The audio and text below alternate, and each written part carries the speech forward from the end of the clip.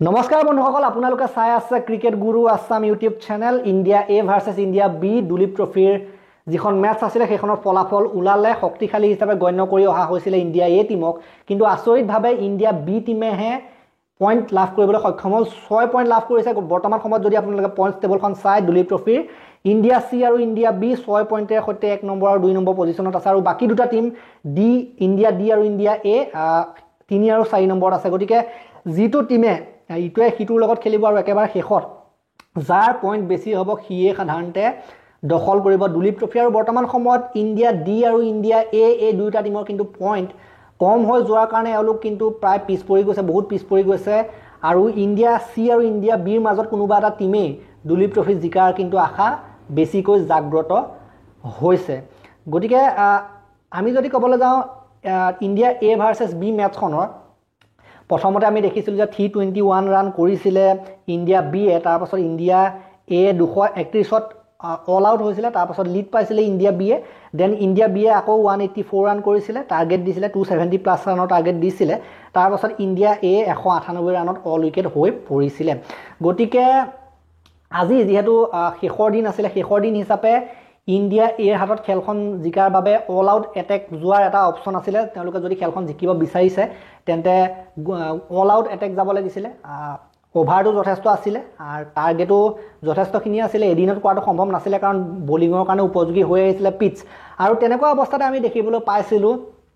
ৰিয়ান পৰাগৰ হাততো সুযোগ আহিছিলে কে এল ৰাহুলে আজি অৰ্ধশতকীয় ইনিংছ খেলিলে কিন্তু কামত নিদিলে কোনো আৰু ৰিয়ান পৰাগৰ কথা ক'বলৈ গ'লে ৰিয়ান পৰাগৰ আজি 18টা বলত 31 ৰান কৰিছিলে টেষ্টত T20 নিচিনা খেল দিছিলে তথাপিতো সেইকেইটাও কিন্তু কামত নাহিলে গতিকে আপোনালোকে যদি চাই 198ত অল উইকেট হৈছিলে আগ্ৰৱাল 3 গিলে 21 গিলৰো কিন্তু কোনো কাম অহা নাই দেন ৰিয়ান পৰাগ 18টা বলত দেন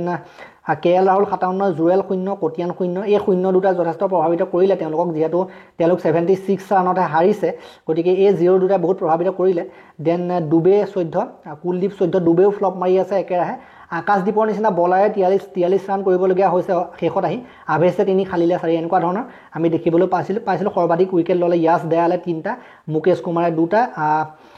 চাইনিয়ে 2টা আৰু ৱাশ্বিংটন আৰু নীতিশ কুমাৰ ৰেড্ডিয়ে এটা উইকেট দখল কৰিলে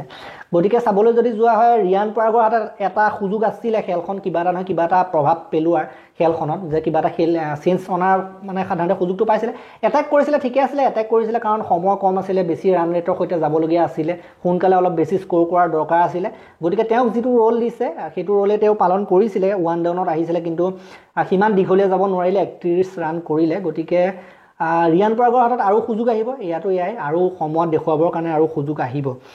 যি কি নহওক আৰু অলপ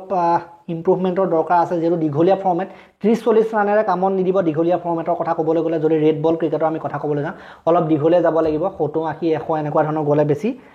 ভাল হয় গতিকে এয়া আছিলে স্থিতি বৰ্তমান সময়ত ইণ্ডিয়া সি আৰু ইণ্ডিয়া বিৰ 6 পইণ্ট হৈ গৈছে তেওঁলোকৰ জিকাৰ চান্স বেছি হৈছে যিকোনো এটা টিমৰ এতিয়া নেক্সট আমি চাবলগীয়া হ'ব বি আৰু সাধাৰণতে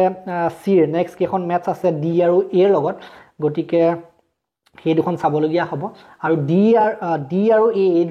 দুটা টিম যিহেতু হাৰিলে গতিকে এওঁলোক আগলৈ যাবলৈ হ'লে এওঁলোকে কিন্তু ইনিংছত জিকিব লাগিব আৰু বাকীকেইটা টিম হোৱাৰ আশাটো কৰিব লাগিব তেনেকুৱা হ'ল এওঁলোক এতিয়া বেলেগৰ ওপৰত নিৰ্ভৰ কৰিব লাগিব যিহেতু আৰু এখনেই খেল বাকী আছে গতিকে এয়া আছিলে কাহিনী গতিকে এই ভিডিঅ'টো আমি ইমানটা সমাপ্ত কৰিলোঁ ভাল লাগিলে যদি লাইক কৰিব শ্বেয়াৰ কৰিব চেনেলটোলৈ নতুনকৈ আহিছে যদি ছাবস্ক্ৰাইব কৰি ঘণ্টাটো দবাই থৈ যাবলৈ নাপাহৰিব তেতিয়ালৈকে ধন্যবাদ